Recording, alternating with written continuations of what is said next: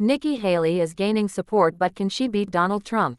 For 2024 U.S. election stories, results and data. Washington, December 6. Reuters. Nikki Haley is having a moment. The 2024 Republican presidential candidate is seeing a swell in media coverage, new interest from big-dollar donors, and increasing chatter that she is poised to make a real run at Donald Trump. But there is buzz, and there is reality. The reality is that Haley, 51, faces a massive uphill battle to take down the former president and gain the Republican presidential nomination, but the sooner the race can be whittled down to her and Trump, 77, the better her still remote chances. "I don't think you can look at the numbers right now and see much of a path for anyone other than Trump," said Kyle Kondik, an elections analyst at the University of Virginia Center for Politics. Trump, according to aggregates of national opinion polls, holds about a 50 percentage point lead over her, with Florida Governor Ron DeSantis also in the mix. Trump also has large leads in early Republican nominating states such as Iowa and New Hampshire. Still, Haley has been gaining ground in some polls on the back of strong performances in debates. The polls show her tied with DeSantis in Iowa and surpassing him in New Hampshire. "There is a narrow path to victory for Haley," said Republican pollster Whit Ayers. "That path involves top-tier finishes in both Iowa and New Hampshire and perhaps a victory in her home state of South Carolina, where she served as governor. That would provide Haley with the things she would need most to have a chance against Trump: momentum, media coverage, and money flowing in from anti-Trump donors. From there, it would be a matter of trying to compete in the larger states later in the calendar, such as California and Texas, which award large swaths of delegates. Momentum matters a tremendous amount in these things," Ayers said. "So much of it depends on who does well in early states. That has a dramatic effect on later states.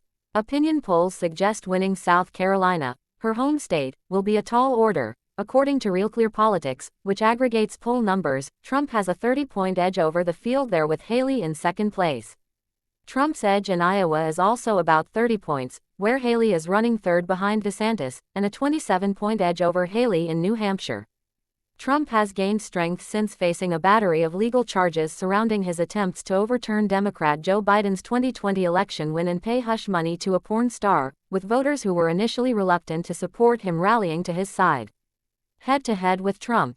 To have a chance, Haley needs the field to shrink so that ultimately, it becomes a two-person race between her and Trump, which would allow her to try to knit together the anti-Trump factions within the party, while also perhaps stealing some of Trump's voters. In a memo by Haley's team released earlier in November, campaign manager Betsy Ankney pointed to polling that showed Haley strengthening in Iowa and New Hampshire and DeSantis weakening. "The field has consolidated and will continue to consolidate in the coming weeks, and as the only candidate with momentum, Nikki is gaining the most from that," said Olivia Perez-Cubas, a Haley spokesperson. So far, Trump's campaign has trained most of their fire on DeSantis. Should Haley's rise continue, she would likely face a full onslaught of attacks from the Trump campaign, pro-Trump social media influencers, and related super PAC spending groups. A Trump spokesperson did not respond to questions about whether the campaign would soon turn its attention to Haley. Political analysts largely agree that Haley's best chance against Trump would be facing him head-on, without other rivals, but even that would require a significant and perhaps unprecedented swing in Republican voter opinion. Contrasts between Trump and Haley. Trump's freewheeling, anti-immigration platform remains immensely popular with much of the Republican voter base. Haley, by contrast, is more of a traditional Republican establishment candidate who has campaigned as a foreign policy hawk and fiscal conservative.